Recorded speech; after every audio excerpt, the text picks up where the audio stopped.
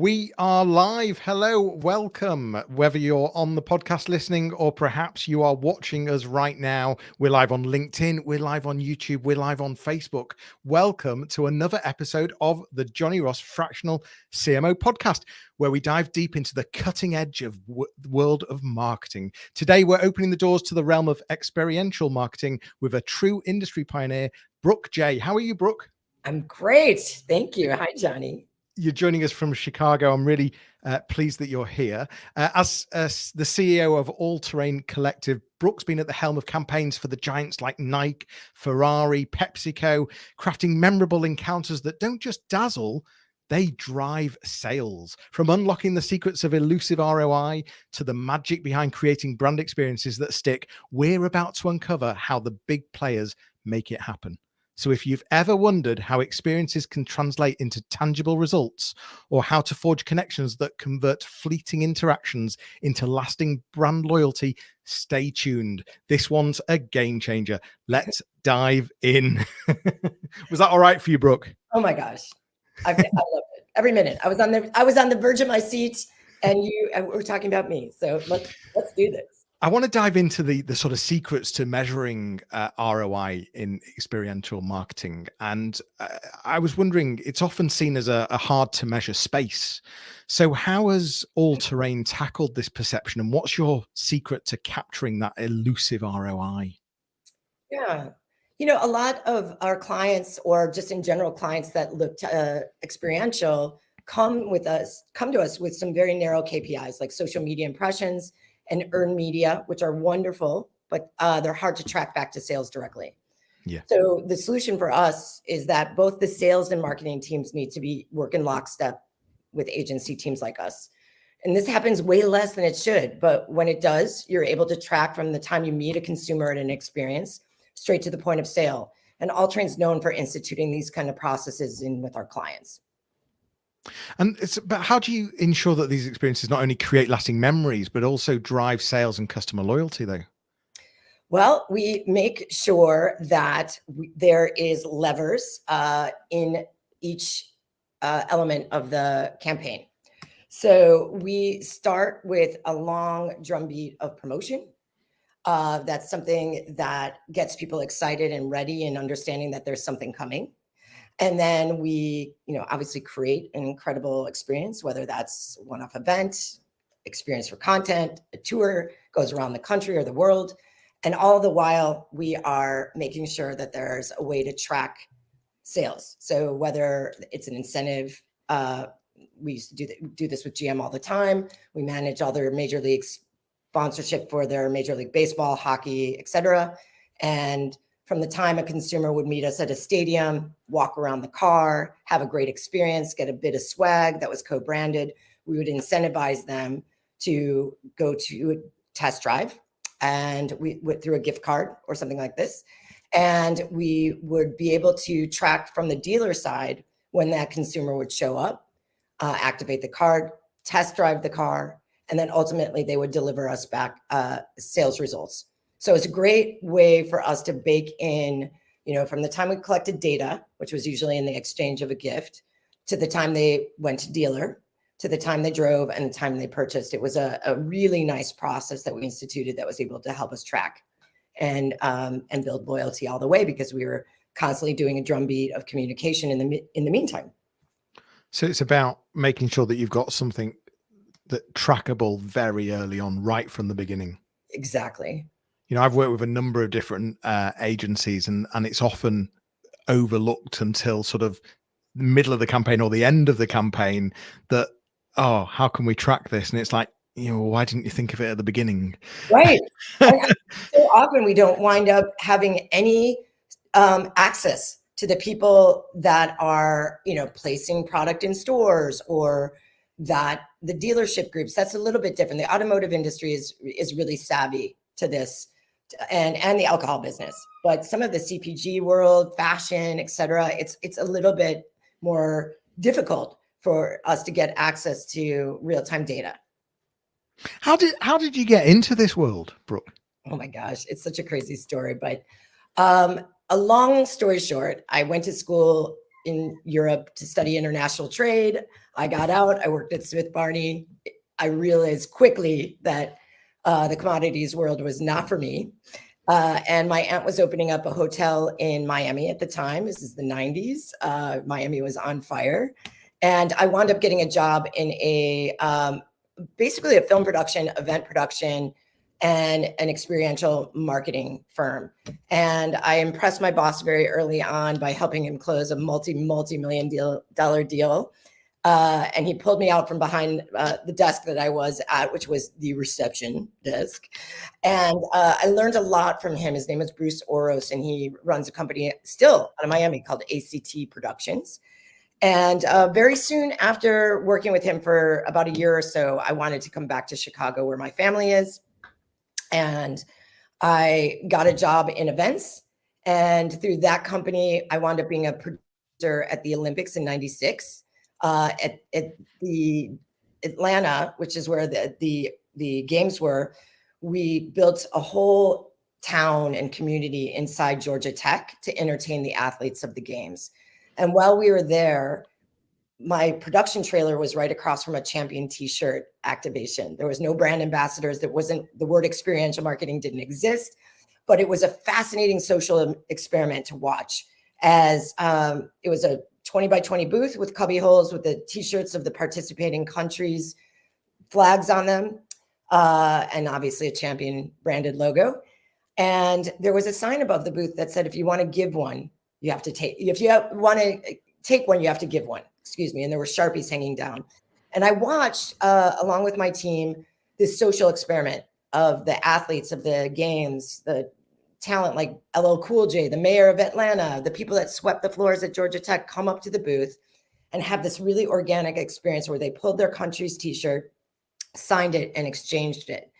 And it became clear to me that these shirts were going to be part of their social currency, that they were going to take these shirts home and they were going to be part of their storytelling of their time at the games. And ultimately, the next time that they went to a store, they were going to have this indelible relationship with Champion. And I thought, along with my a person that became my partner originally, that we wanted to figure out how to do this every day. How do we show up in stride with the consumer, provide value, create this relationship, and then like become connected to the consumer in a long-tailed format. And that's basically where the concept of All Terrain started, was in '96 at the Olympic Games. Wow. Wow. Listen, if you're watching or listening, and I know there's quite a few watching or listening because I've got quite a few comments here, please do feel free to comment, ask any questions. But we're really lucky. Brook is working with some huge Fortune 1, Fortune 2 companies, and there's a lot we can learn here, a lot we can understand, be inspired, etc. I was talking about the secrets to measuring ROI, and I wanted to understand if there were any common misconceptions about calculating ROI in experiential marketing that brands should be wary of. Yes, for sure. I think the biggest feedback we get on experiential, and this is something that I, tout all the time. We've been, the first female founded experiential marketing agency in the United States. We've been pushing the industry forward. And the biggest misconception is that experiences have to be expensive. But with the right strategy and the right key stakeholders on board, you can create really successful campaigns that reach very strong KPIs, without a massive spend. They all look expensive on your website, I must say. I don't know if that's good or bad. Maybe you're just good at making them look expensive. I mean, a good example of something that really, I think we were gonna talk about a campaign where the ROI really surprised us, and what made it stand out was, and if you don't mind me telling you about one, yeah, no, absolutely. A while back, we were working on bringing a brand to life called Camarena Tequila. It's a really good, lower price tequila, not, below the barrel, lower price, but it's owned by Gallo, who has a massive distribution. They are like the masters of distribution, Gallo. But right around Cinco de Mayo, which is the most important tequila day of the year in America, that year, they got a little nervous because Cinco de Mayo fell on a Monday.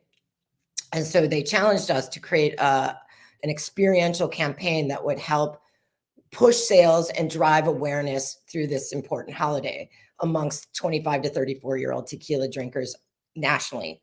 So we came up with a campaign called Save Cinco, and we launched, it was a 6-week campaign. It encouraged consumers to save Cinco de Mayo by celebrating the weekend before May 5th. And so we came up with an integrated strategy via social media, influential bloggers. We worked with the key distributors in every market. And we built this really fun campaign that, a couple weeks out, we asked people to take a pledge to save Cinco de Mayo. And I think we got 22,000 people to do it on the first day. And after that, we had the steady drumbeat of activity where you received, a playlist for your in-home Cinco de Mayo party, recipes, and ultimately, a coupon. And then we took it into an IRL space, and we did these office rallies, these takeovers, where we went to HR departments of companies like Twitter and Groupon, who have really high social media networks, and asked them if we could stage a walkout on the Friday before Cinco de Mayo, basically offering them, their employees, a tequila and taco party. But it looked like a protest. Everybody walked out with signs, Save Cinco. So great for viral capture. And this campaign, which we had about 2,000 people that attended the Save Cinco office rallies. But more importantly, we had over 70 million unique impressions. Camarena became the number 2 talked about 100% agave tequila in the country for the month of May. But the most important was that it helped sales team hit over 125% of their April sales goals. I think we sold about 55,000 cases in a month. Not we, they did. But the whole campaign, I want to tell you, was like under 150K. Wow. So, I think it was almost like $100,000. I can't remember. It's a couple of years ago. But, the point is that you can really make impact if you just have a really smart strategy. But this is also about a brilliant way to be able to tell your brand story as well through experience as well, I assume. Right. 100%. Yeah. So one of the things that I wanted to get onto was the power of immersive brand experiences. Your campaigns for brands like Nike and Ferrari have been groundbreaking, but what, in your perspective, makes an experience truly immersive for a consumer? Yeah. Well, experiential marketing is all about creating two-way interactions that allows customers to really immerse themselves in the brand and connect with consumers on a deeper level. That's really the purpose. And experiential marketing turns customers into promoters, which drives word of mouth marketing and content generation. A company may have tons of great customers, but when they're equipped with a compelling story to share, they'll happily promote your brand to all their friends and colleagues and social media followers. So immersing them in the story, immersing them in the pillars, immersing them in a challenge or a moment, a brand moment. And we had a really great experience with Ferrari to really talk about the true immersive power of experiential and digital. When we launched the Ferrari Roma, we were in the process of developing these really big pop-up museums for Ferrari to launch the Roma. The Roma is this beautiful car. Ferrari thinks of it as your everyday Ferrari. It's the most exquisite car. And the tagline for the car was La Nueva Dolce Vita. And we were getting ready to do these really cool lifestyle, which means the sweet life, the new sweet life. And we were about to build, in real life pop-up experiences that replicated the Ferrari sweet life. And then COVID happened. And we were about to lose that. I mean, we had so much work in progress. Wow. And, for us, it was a big revenue driver for us, and so if this was going to go away, we were going to lose this revenue, not to mention the glory of launching this car. And so we, in a very quick moment of a conversation with a client where we were about to shut down the live experiences, we talked about the fact that we needed to pivot and launch the car virtually. And, Ferrari was like, we don't do that. We this is all about the touch and feel of the Ferrari. And we said, and not only that, we're going to need to do it with a celebrity, because their whole goal, one of their goals that we have working with them, is to drive younger audiences. So And generate customers with qualified leads that translate into sales as well. So we wound up creating the first ever live virtual launch. It was a virtual launch. I shouldn't say live. We did it live to tape. And we had to shift really quickly. And it wound up being a year-long campaign that really immersed, going back to the immersive conversation. So there was this long tail where we had worked with Adam Levine and his wife, Beate Prinsloo, because at the time they replicated the sweet life. They lived at home with their 2 young daughters and the grandparents, and they had, a very, sweet life storytelling it the way their life looks on paper and in social media. Also, Adam spoke Ferrari fluidly. He's a collector. And we were able to take the passion for Ferrari and create these virtual gated events that were a private experience between the president of Ferrari North America, Matteo Torri, and Adam and Beate at their home. So Matteo was in New York, and the Beate and Adam were in their home in the Palisades in LA. And we revealed the car that way. They had a great conversation. They did a walk around, and we were able to, track how many people were attending the event. You had to be invited and get signed up. But there was a lot of new people wanting to join the virtual launch, and they were really qualified leads. They just hadn't really put Ferrari in their consideration. But what also immersed everybody in the brand was a cause. Ferrari agreed to auction off one of the new cars to save the children. We put it down on auction on Sotheby's, and the car sold very quickly, as you can imagine. We made over $1 million for Save the Children. And then after that, we filmed a short film with Adam and Beate driving the car. It was a bit of a fictional experience, leaving a long tail at the end. That film went viral and won tons of awards. And the idea is that, going back to your question about what makes an experience truly immersive, is like people felt part of it. They felt we all were together in COVID. We were all at home watching this incredible moment of the car being unveiled virtually for the first time in Ferrari history. We were supporting Save the Children, and it just kept a very active audience immersed in the brand storytelling from beginning to end. Having been forced to have to do virtual, has that changed how you do things now, or has everything gone back to how you used to do things? I think people are very hungry for in-person experiences. I also, certain demographics got real used to being able to do a lot of things virtually. So I think it really, as you start to develop campaigns, you really have to think about who you're talking to. Yeah. There's a lot of busy CEOs. If you're talking to people, busy moms, things like that, digital, virtual, they are easier to jump into. When you're talking about millennials or Gen Z or, even Gen X still, we still thrive on being together and shared experiences. So I think virtual is never going away. I think it's only going to get better and better because we were forced to understand it. And now I think people really appreciate when you have an option. Yeah. But you want that experience, you want that touchy feel, etc.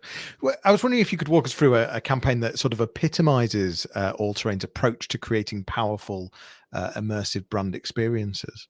Yes, we just got done with one that we're just in love with. So this summer, we work with a brilliant PR agency, their global agency called Weber Shandwick. And we've worked on some really incredible campaigns with them. But they came to us and they were tasked to create, to insert the brand Cheez-It for their Kellogg's client, Cheez-It, the cracker, into the conversation for road trips. Road trip in the summer, I know it's the same in Europe, road trip season is in the summer. And so we were tasked to create a one-of-a-kind road trip destination for Cheez-Its, which was so fun. We transformed this beloved local gas station, it's turned record store, turned souvenir store, into the ultimate Cheez-It haven. It was called the Cheez-It Cheese Stop. And it offered road trippers, we put it in Joshua Tree because we knew it was going to have organic awareness. The goal from Weber's standpoint was this was an earned media play. This is a strictly PR play, but we were all completely overwhelmed by the reaction. We had no idea how much America loves Cheez-Its until we put up this cheese stop and gave them Joshua Tree's locals and travelers the first and only Cheez-It gas pump, which pumped Cheez-Its in your car. The Cheez-It gas pump. Yeah.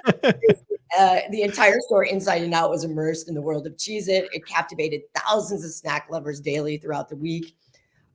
It was really something that shocked us, though, in the fact that, we did all the right things. Weber's brilliant. And we had an influencer event. We opened the store for 7 days. And the thing that blew our mind, Johnny, was that we were going to be excited. You could buy Cheez-It.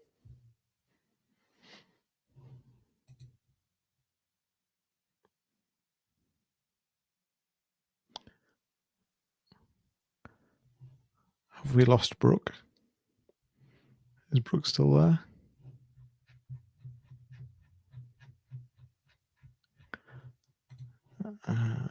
Garnered massive online exposure. There was over 1,000 media placements. We had about 2,000 people a day standing in line to get into this experience. It blew our mind. And they would wait in long lines to get in. And then we sold out of merchandise every day. Wow. I'm not sure if we're having a little internet issue here, but I certainly heard that there was a lot of Cheez-It, more than you expected. Just going to double check that we've still got Brooke. I think, yeah, I'm not seeing a problem at this end, but listen, thanks for still being here. Thanks for listening. And we're just hearing Brooke. Brooke, you're back. You can hear me okay? We may have lost you for a second then. I'm not sure if there was a connection issue. No, I'm so sorry. Where did I lose out? Was I talking about Cheez-It? Well, I think you were talking about Cheez-It, and I'd laughed about the gas attendant part. Yes. And then, but I think we did miss a minute. So just see if you can rewind and just. I don't know if it's it's not your fault. It's the internet. Okay. Well, I was just remarking that the question was, that epitomizes our approach to creating immersive experiences: the attention to detail, the promotion, but of the pre-promotion of this event. But I was saying that we were looking at this as an earned media play, just purely PR. And what we wound up from the viralness of it and how well done the project was from a scenic point of view, we wound up with about 2,000 people a day waiting in Disney-style lines to get into the cheese shop. And we sold out of merchandise every day. Wow. I'm telling you about our Cheez-It slides and our Cheez-It shot glass, anything you would find in a roadside stop, we made with a Cheez-It theme, postcards, and obviously we sold Cheez-Its. But it was an incredible testimony to the power of that brand, but also the viralness of the experience and how appreciative everybody was of this kind of one-of-a-kind moment that we had created. And, I was saying that it hit over 1 billion impressions. We had over thousands of media placements. And, it surpassed everybody's expectations. And it's still one of the most talked about experiences when I bring it up at a coffee or a cocktail party. Everyone's like, that was you. Oh my God. Let's love retweet that. What's going, So it's fun. That's the power of an immersive experience, really. But during these immersive experiences, it's really important that you forge emotional connections that not only give the experience, but also convert as well. Yes. You've mentioned that All Terrain operates like a sort of cultural anthropologist. How does this deep understanding of consumer behavior play into creating strong emotional connections? Yeah. Well, with experiential marketing and we, we're talking about some of the sexy stuff, but we're also, as I mentioned, we could be sampling you wine in a grocery store, or we could be the people you meet, like I said, at a stadium that's showing you around a car. And so that what we do, we find ourselves in front of consumers of all kinds, almost 365 days a year. So this gives us this very unique insight into how, when, and why consumers will engage with brands. we approach our brand creation through that lens. We're considering how we would want to be marketed to. Consumers are incredibly smart and resourceful these days. They appreciate a brand moment that is authentic, that shows up in stride with them and provides value without asking too much of them. And we found this to be the best way to build long-lasting relationships. It also results in the consumer pursuing the brand rather than the brand chasing the consumer. But it must also be difficult to stand out, because whilst you've got the in-person experience, you must be doing quite a large digital campaign as well. So how do you make sure that the experiential campaigns stand out and resonate on a deeper emotional level? It's a good question. Fully integrated campaigns that start with the key stakeholders getting aligned around the KPIs. So co-creating the campaigns with from the area of expertise inside every organization. So, one of the things I complain about a lot is that experiential is like the redheaded stepchild. We get invited to the table late in the game. I'm always pushing for people and for agencies in our industry to get at the brand planning table early on. Is that what happens? That it's thought about afterwards? It is. It's usually, there's the big signature campaign, the overarching brand campaign, and then how's that campaign going to be utilized across digital, social, and then and shopper, which we are also shopper. But it's like the trickle down of Yeah. I know. a great ad campaign. It's really hard to capture the attention of consumers now. We have 8 seconds of potential concentration. Takes 7 times for them to see a brand ad for them to actually resonate. So really, the experiential component is where the stickiness happens. It's where they really get up close and personal with the brand, and it shows up in a relevant way. But that only happens when we are allowed to get at the table early. The campaign timeline should include, like I keep saying this, a long tail campaign ramp up so people get ready. They know that, there's a saying when you're about to present, tell them what you're going to tell them what you told them. And this is the same with, any sort of campaign launch. Is like you get everybody really excited that something's coming, you do the something, and then you have to keep showing back up in a steady drumbeat of activity after the main campaign launch so that the community stays engaged and keeps supporting the brand. Yeah, and you've got to make the most out of it as well, especially if you've invested. So I guess the big key message is, if you're a brand manager or a CMO listening right now, make sure you think about experiential right early on, and make sure it's part of the plan, and don't just sort of leave it till the should we do that? No, you should do it right at the beginning. This is Johnny. This is everyone. I was wondering if you could share a success story where a casual encounter with a brand led to enduring loyalty, all thanks to the emotional strings pulled during an experience. Yeah. This one's a bit older, but it's still one of my favorites, and it really answers this question.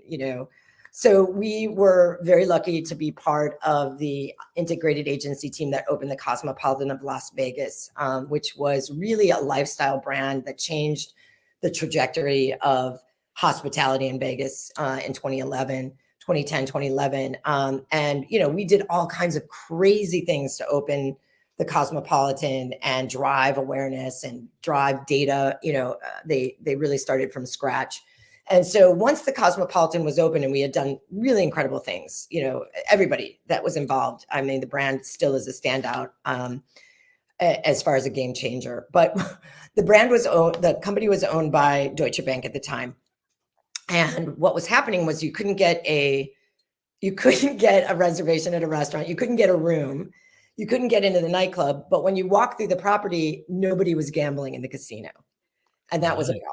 Wow. It was definitely a problem for Deutsche Bank. So they quickly, threw a jump ball up to the agency groups to come up with ideas to drive more gaming. And, we All Terrain, again, this is like the feeling, this is where we live, eat, and breathe in front of people all day. What our insights told us was that the average person going to Vegas has 2 things planned. They're going to go see a show. They're going to go to this day club.